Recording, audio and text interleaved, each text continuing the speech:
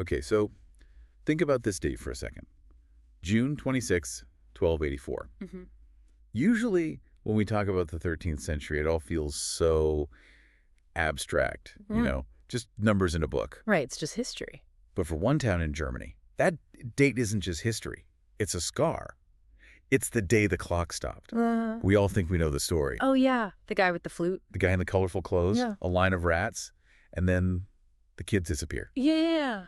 The Pied Piper of Hamelin. But what if I told you this isn't just a once upon a time story? That it's real. That it's a historical cold case branded into the actual architecture of a real German city. And that's such a crucial distinction. We're so used to fairy tales being these, floating, timeless metaphors. Cinderella could be anywhere. Hansel and Gretel is it. The woods. Exactly. But Hamelin is a real place. You can go there. Mm. And when you look at their archives, you don't find a story about magic. You find records of a trauma so deep they used it to mark time. They didn't write Year of Our Lord. They wrote Years Since Our Children Left. That is just Yeah. so heavy. And that's exactly why we're doing this deep dive. We're peeling back the Disney version of the Pied Piper. I've got a stack of sources here that's, it's a little intimidating. What are we working? We've got medieval town chronicles, economic analyses of contract law, folklore studies, and get this, a medical hypothesis from a pathology journal. That sounds like a strange mix, but you absolutely need it. To get what happened in Hamelin, you have to look at the economics, the medicine, the psychology of a town that broke a promise. So look, our mission here is pretty clear. We're going to ruin everyone's childhood memories of this story, and dig into the darker reality of what happened to 130 children. Because the missing children part, Yeah, that's real. that's the part that seems terrifyingly real.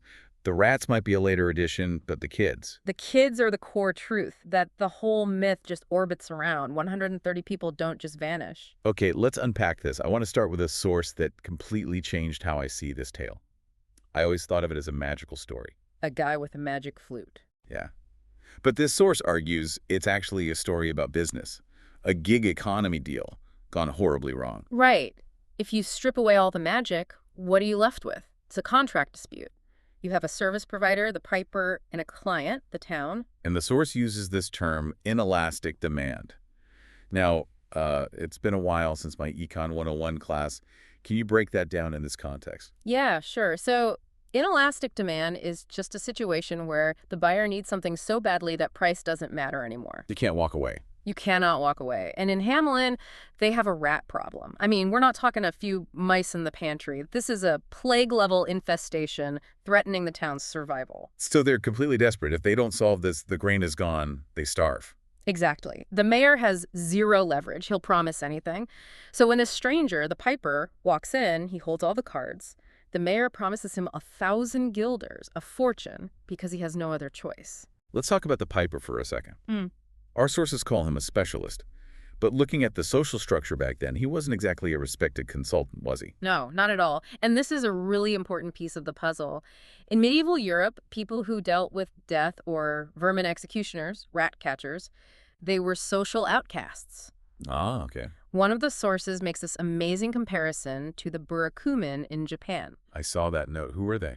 They were a social class in feudal Japan that handled impure tasks like tanning leather or butchery. They were absolutely essential. You need leather, you need meat. Right. But they were socially reviled. The piper fits this archetype perfectly. The town needs him for the dirty work they're too clean to do themselves. He's a necessary evil. He comes in, does the job. The story says he uses a specific sound frequency. The source called it targeted advertising for rodents, which I just love. It's a brilliant analogy, right? He finds his market segment, the rats, and he captures their attention. He performs the service, the rats are gone. And this is where it gets really interesting and, frankly, pretty modern. The job is done, the problem is solved, and the mayor suddenly realizes something. He realizes the leverage has completely shifted. The rats are what economists call a sunk cost. You can't bring them back. You can't reinfest the town. Exactly. The threat is gone. So the mayor looks at this outcast, this dirty rat catcher, and thinks, why am I going to pay him a fortune? Who is he? So he offers him 50 guilders, or just tells them to get lost. The classic stiffing of the contractor. It is, and that's the moment the social contract just shatters. And, you know, the sources we looked at, they break this down into two political interpretations, which is fascinating for a fairy tale. Yeah, the right-wing versus left-wing reading. And this isn't about modern politics, it's about philosophy, right? Precisely. The conservative or right-wing view says the contract is sacred, a deal is a deal. Without that, you get anarchy. From this perspective, the piper represents the law, the consequences. The town tried to tax his labor at 95% after the fact. Exactly, but then you have the left-wing or labor view. Which sees this as a strike. As a radical labor strike. He's the exploited worker. The ruling class, the mayor, used his labor and then refused to pay him because of his social status. And since he can't unkill the rats, he strikes at the only asset the town has left. Their future. He takes the children. It's a brutal, vicious strike, but there's a cold logic to it. If you don't value labor, labor removes value from you. Pay the piper. It's an economic warning. Okay, so that's the story logic. But let's pivot to the actual evidence, because you said this isn't just a story, it's documented. Yeah, and this is where it gets really chilling for me. We're not looking at a Brothers Grimm book, we're looking at actual town records. The most striking piece is an entry in the Hamelin Town Chronicle from the year 1384. Okay, so that's exactly 100 years after the event. What does it say? It's so brief, it just says, "It is 100 years since our children left." Wow, since our children left. It doesn't say since the magic piper came. It treats it like a marker of time, like we'd say since the war ended. Exactly. It suggests that whatever happened in 1284 was the defining moment for that community. It wasn't a fun story. It was a loss they were living with, measuring their history by that absence. And there was physical evidence too, right? Correct. In the church, a window. Yes, in the market church, the Marktkirche. It dated to around 1300, so we're talking maybe 15, 20 years after the event. That's within living memory. Wow. The window itself is lost now, but we have descriptions and sketches of it. And it depicted a man in colorful, multicolored clothes. That's where pied comes from. Right. Pied means motley, like a magpie. Yeah. So a guy in a patchwork coat leading a crowd of children dressed in white. And then there's the house.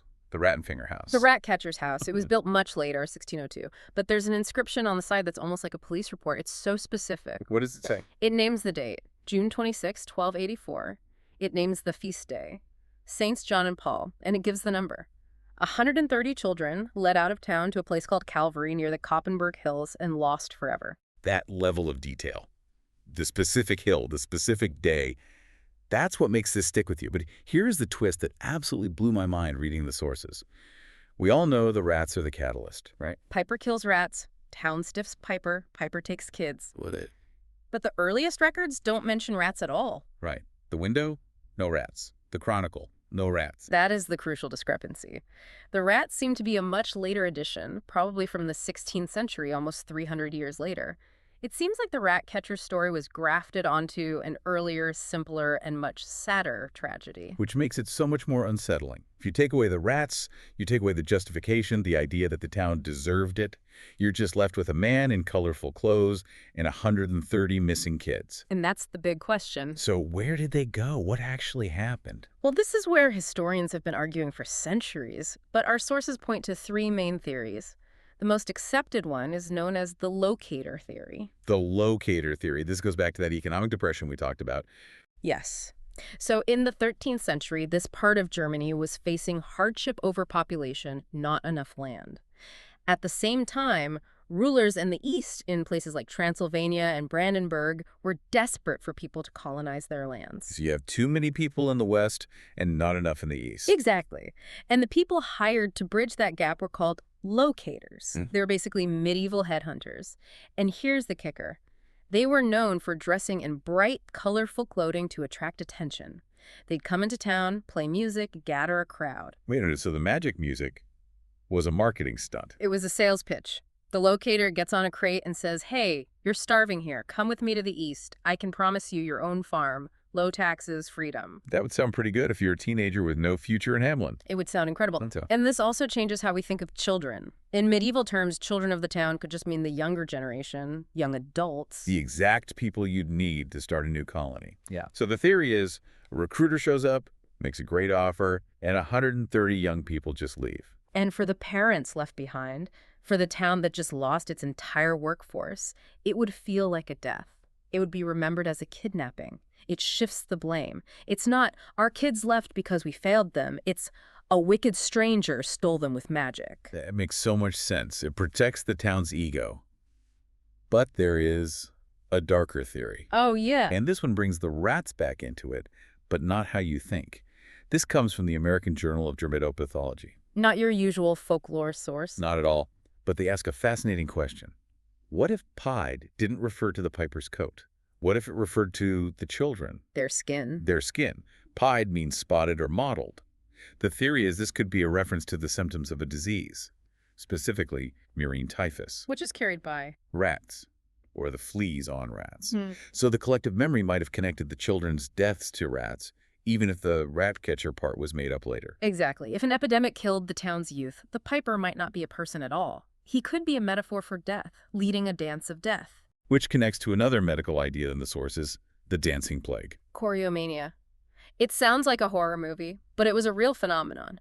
Groups of people would enter this trance state, dancing uncontrollably. Not like a party, like a compulsion. A mass psychogenic illness. They would dance until they collapsed from exhaustion.